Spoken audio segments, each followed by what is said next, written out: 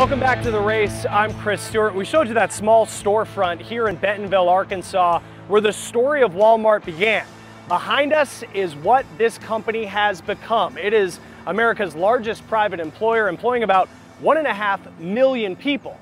Now, coal, on the other hand, as an industry, only employs about 53,000. Nicole Val is in eastern Kentucky talking to people in one town who aren't waiting for that industry to come back. Home. It's where the heart is. But in eastern Kentucky, it's also where the coal is, and the jobs were.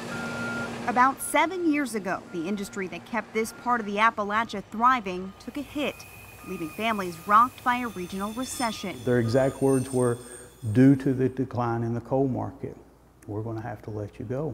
And suddenly I found myself in a place that I had no idea what to do. 2014 was when James Johnson felt the blow. A decades-long coal truck supplier in Pikeville left at a crossroad.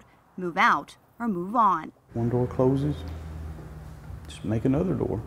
Johnson found a way to stay. Tells the computer that, okay, I need to use the Unity engine. From coal to find the assertions. To coding, a change of pace for everyone in this room. They're all former coal workers. Going on 4 years later, we're still hanging in here. And Johnson's story isn't unique. It seems like everywhere you go in Pikeville, people are trying to find ways to survive outside of coal. I decided it was time for something different. Midnight to 8 a.m. is Harvey Maynard's new shift. I just do the rest of it in Bismarcks. After 9 years down in the mines, Maynard had to dig deeper. It's not as physical, but it's still a very busy job. He was laid off 10 months ago and looked for ways to round out his skills. Fill the rest of this one up. So he began baking.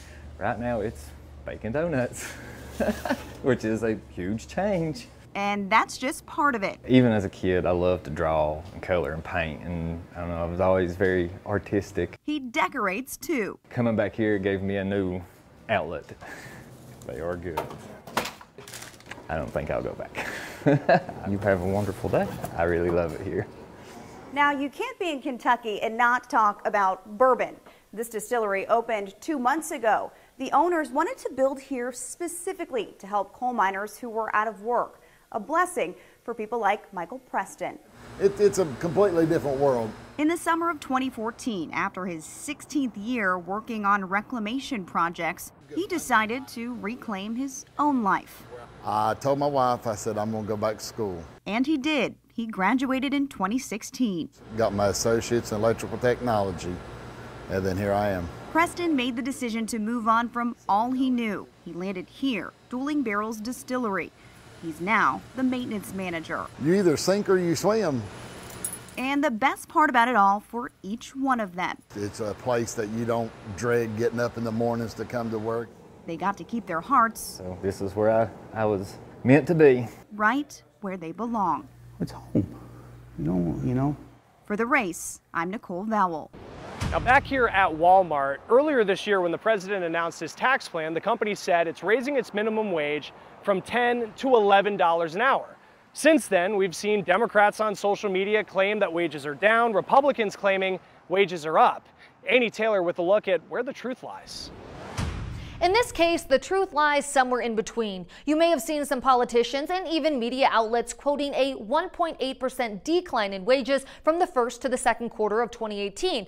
But that information came from the Pay Scale Index, a private group. PolitiFact says that official stats on wages come from the Bureau of Labor Statistics. So here's what it found. The median weekly earnings for full-time wage and salary workers adjusted for inflation was $350 a week in the first quarter, and $351 a week in the second.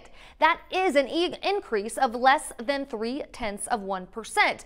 So PolitiFact says while Americans didn't see a huge raise, they didn't see that nearly 2% drop either. I'm Annie Taylor for The Race. As I mentioned, Walmart raised its minimum wage to $11 an hour. Right now, the federal minimum wage standard is $7.25. There are several states, though, that go above that. But there's also a push for everyone to be paying $15 an hour and for all workers to get union rights. The Fight for 15 was organized back in 2012 by fast food workers who say they were struggling to make it on minimum wage in New York. Now it's spread all over the country. Just in the last week, workers at the most magical place on earth say they won their fight for 15. In a union agreement with Disney World, the starting wage there will be $15 by 2021. And we could see more raises in the coming year as states and cities across the country put a minimum wage hike on their ballots this November. Still to come on the race from Bentonville, Arkansas, a total overhaul, the move Democrats made that will shake up how they pick their next presidential candidate.